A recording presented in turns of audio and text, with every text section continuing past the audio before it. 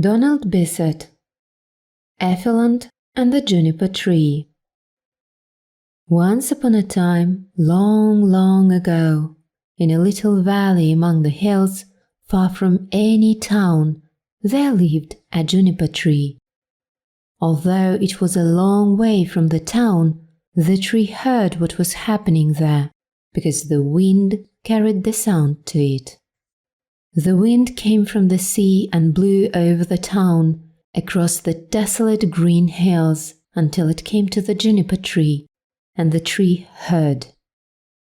Sometimes it heard the sirens blowing on the ships at sea, sometimes a dog barking, a little boy laughing, a voice speaking on the telephone, humming through the hills, the sound of the seagulls and the ducks and the railway engines.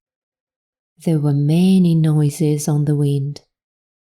The juniper tree listened, but sometimes, when the wind was quiet, it felt lonely. So there was the tree all by itself, with only the sun and moon and the stars for company. Sometimes a bird would perch on its branches, but mostly it was alone. One sunny morning, the tree heard a thump, thump, thump, thump, growing louder and louder. Then, over the brow of the hill, there walked an elephant.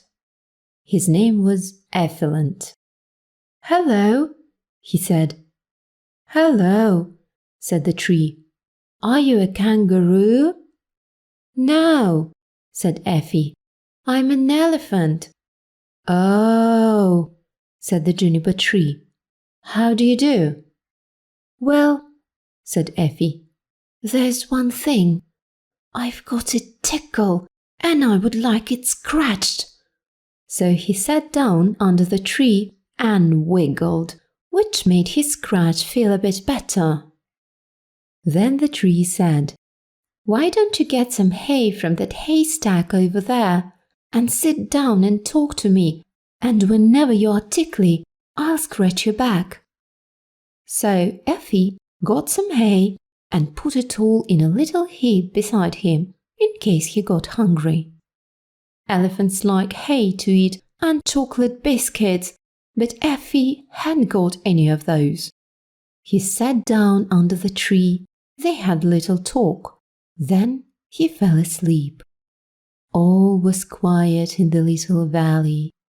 Then along came an old woman and sat down beside them and started to do some sewing.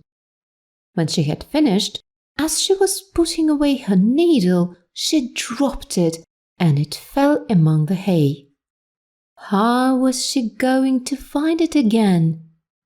"Wake up," she said to Effie, "and help me find my needle, please." Effie woke up and he thought, needles are always difficult things to find in haystacks, but not for elephants. And he stretched out his trunk and he blew all the hay away, but the needle, being heavier, remained behind. "Well, you are a clever old clever," said the old woman, and gave him a chocolate biscuit. Then she went on for her walk. Effie sat down again, ate a little hay, had a little scratch, and listened to the wind telling stories about the town. They were so happy that he stayed there with the juniper tree forever and ever.